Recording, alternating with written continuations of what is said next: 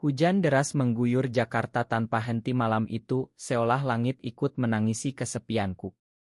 Tanpa pikir panjang, aku membuka pintu apartemen kecilku dan menarik masuk pria asing yang basah kuyup berdiri di depan gedung, tubuhnya menggigil kedinginan. "Masuklah, jangan di luar," kataku sambil memberikan handuk. Aku, Andi, tak pernah menyangka bahwa membawa lelaki ini pulang akan menjadi awal dari kebangkitan hatiku yang selama ini terkubur dalam ketakutan dan rahasia.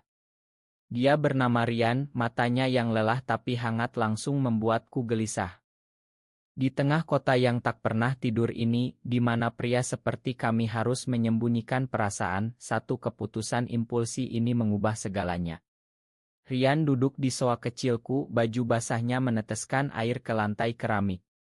"Terima kasih, Mas Andi, aku benar-benar nggak tahu harus kemana lagi," katanya pelan, suaranya serak karena kedinginan. Aku buru-buru mengambil baju kaos dan celana pendek milikku yang kebetulan masih cukup longgar untuk tubuhnya yang lebih ramping. Sementara dia berganti di kamar mandi, aku berdiri di dapur kecil, tanganku gemetar saat menuang air panas untuk teh jahe. Malam itu kami ngobrol sampai pagi. Rian cerita dia dari Surabaya, baru 3 bulan di Jakarta cari kerja sebagai desainer relance. Tasnya hilang saat motor ojek online-nya selip di genangan air dekat Bundaran HI. "Aku nggak punya teman dekat di sini, Mas. Keluarga ya, mereka nggak tahu aku di sini sebenarnya," katanya sambil menatap cangkir tehnya. Aku mendengar nada getir di suaranya, nada yang aku kenal betul. Aku sendiri sudah 3 tahun tinggal sendirian di apartemen ini, setelah pindah dari rumah orang tua di Bogor karena tak tahan lagi pertanyaan kapan nikah, Di. Setiap Idul Fitri pulang kampung, ibu selalu mengatur kencan buta dengan anak tetangga, sementara ayah cuma diam tapi tapannya sudah cukup menyakitkan. Rian tidur di sofa, aku di kamar. Tapi aku tak bisa memejamkan mata. Aku terus memikirkan wajahnya yang teduh, senyum tipisnya saat bilang kamu baik sekali. Sudah lama sekali aku tak merasa ada orang yang melihat aku apa adanya, tanpa topeng. Pagi harinya, hujan masih turun deras. Rian bangun lebih dulu, sudah bereskan dapur kecilku. "Aku masak nasi goreng sisa kemarin, Mas." "Maya, cuma ini yang ada." Kami sarapan bersama, ngobrol tentang pekerjaan, tentang macet di Sudirman setiap pagi, tentang lagu-lagu yang kami suka. Ternyata kami sama-sama suka band lokal yang jarang orang dengar. Siangnya aku harus ke kantor. Sebelum berangkat, aku kasih kunci cadangan. "Kalau mau keluar, hati-hati ya. Aku pulang sore." Rian mengangguk, matanya penuh terima kasih. Sepanjang hari di kantor, aku tak bisa fokus. Proyek desain mal baru di PIK terus kupikirkan, tapi pikiranku melayang ke pria asing di apartemenku. Malam harinya aku pulang, bawa makanan dari warung Padang dekat kantor. Rian sudah membersihkan ruangan, bahkan mencuci bajunya yang kering. Kami makan malam bersama, cerita semakin dalam. Rian bilang dia pernah punya pacar di Surabaya, tapi berakhir buruk karena keluarga pacarnya tahu. "Aku kabur ke Jakarta supaya bisa bernapas, Mas. Tapi di sini aku masih takut juga." Aku diam lama. Lalu aku cerita sedikit tentang diriku. Tentang bagaimana aku selalu merasa berbeda sejak SMA, tentang malam-malam menangis sendirian di kosan dulu. Rian mendengar tanpa menghakimi. Malam itu, untuk pertama kalinya dalam bertahun-tahun, aku tidur dengan perasaan tenang. Hujan di luar masih deras, tapi di dalam apartemen kecil ini ada kehangatan yang lama hilang. Hari-hari berikutnya berlalu seperti mimpi yang pelan. Rian tinggal di apartemenku sementara mencari tempat kos baru, tapi kami berdua tahu tak ada yang buru-buru. Pagi-pagi dia bangun duluan buat kopi hitam yang pahit seperti yang aku suka. Kami ngobrol sambil nonton berita pagi di kecil, ketawa bareng saat ada tayangan komedi lokal yang konyol. Rian punya bakat gambar yang luar biasa. Suatu sore, dia nunjukin sketsa wajahku yang dia buat diam-diam. Kamu kelihatan sendirian di mata ini, Mas, katanya pelan. Aku tak bisa jawab, hanya bisa tersenyum kaku. Kami mulai keluar bersama. Jalan-jalan ke Taman Suropati saat hujan reda, duduk di bangku kayu sambil makan keripik singkong beli dari pedagang kaki lima. Rian cerita tentang masa kecilnya di Surabaya, tentang ayahnya yang keras dan ibunya yang diam saja.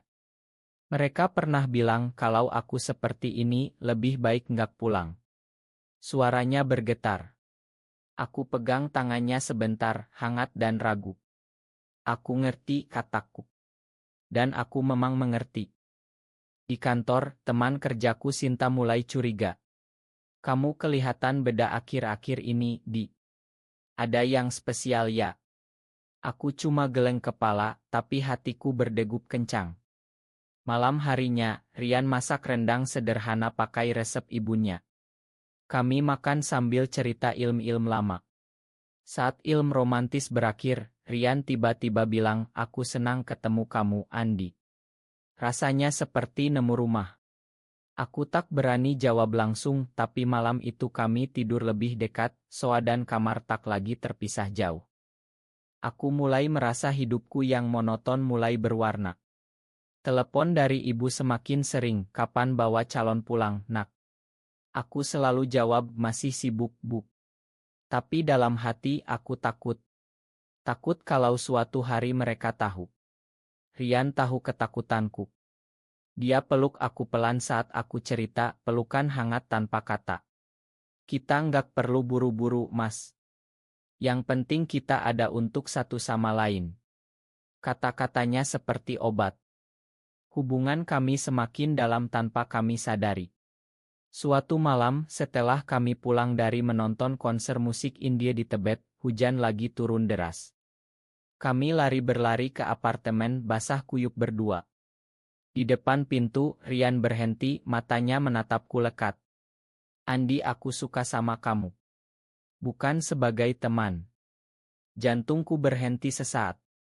Aku tarik dia masuk, pintuku tutup, dan untuk pertama kalinya aku peluk dia erat, dada kami saling berdetak.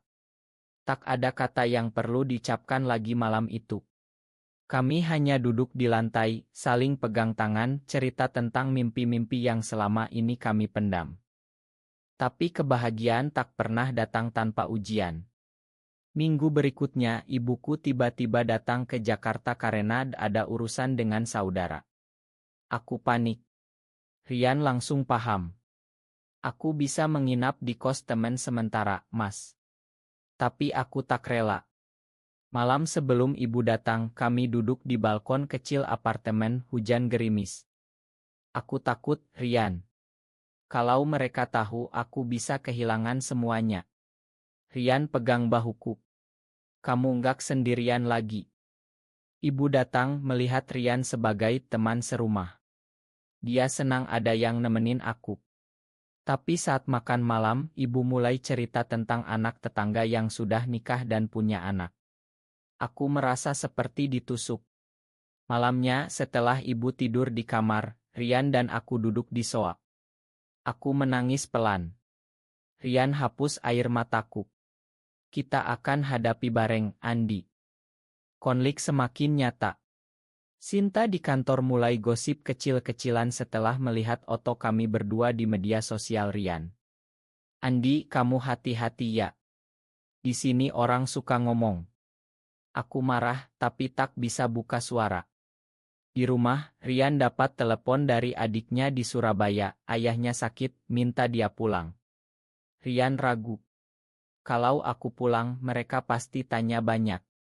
Kami bertengkar kecil pertama kali. Aku bilang jangan pergi, dia bilang aku harus tanggung jawab. Malam itu kami tidur berpisah. Pagi harinya, Rian pergi ke stasiun tanpa bilang. Aku pulang kantor dapati apartemen kosong. Surat pendek di meja, Ma, Andi. Aku tak mau jadi beban. Aku duduk di lantai, dunia runtuh lagi. Telepon ibu masuk, nak, kamu baik-baik. Ibu dengar kamu dekat sama temen cowokku, gosip sudah menyebar. Aku tak jawab, hanya tangis. 2 minggu tanpa Rian terasa seperti neraka. Aku tak bisa kerja, makan pun tak enak. Sinta datang ke apartemen, Andi, kalau kamu memang seperti itu, kami di kantor dukung kok. Tapi keluarga aku mulai berpikir keras. Aku hubungi Rian berkali-kali, tak diangkat. Akhirnya aku naik kereta ke Surabaya, cari alamat yang dia pernah sebut. Di rumah sederhana di pinggir kota, aku ketemu Rian yang sedang bantu ayahnya di warung. Matanya melebar saat lihat aku. Andi, kamu gila datang ke sini. Kami bicara di taman dekat rumahnya. Aku bilang semua, aku tak sanggup tanpa dia, aku siap hadapi apapun. Rian menangis. Aku takut kamu kehilangan keluarga karena aku. Aku pegang tangannya erat. Keluarga yang sejati akan terima aku apa adanya. Dan kamu adalah keluargaku sekarang. Kami pulang bersama ke Jakarta malam itu, tangan saling genggam sepanjang perjalanan. Kembali ke Jakarta, kami mulai membangun lagi dari nol. Aku bicara jujur dengan ibu lewat telepon panjang. Air mata mengalir, tapi ibu bilang nih, ibu cuma ingin kamu bahagia, nak. Asal kamu sehat. Ayah masih diam, tapi tak marah. Di kantor, aku dapat dukungan dari beberapa rekan. Rian dapat proyek besar, kami pindah ke apartemen lebih besar di Kemang. Hari-hari kami penuh tawa kecil, pelukan di balkon saat hujan, rencana masa depan. Aku belajar mencintai diriku sendiri berkat dia. Rian belajar percaya lagi. Kami tak sempurna, tapi kami utuh. Apakah menerima orang asing di tengah hujan deras selalu membawa keajaiban yang mengubah hidup selamanya, meski harus melawan norma masyarakat dan keluarga? Benar atau salah?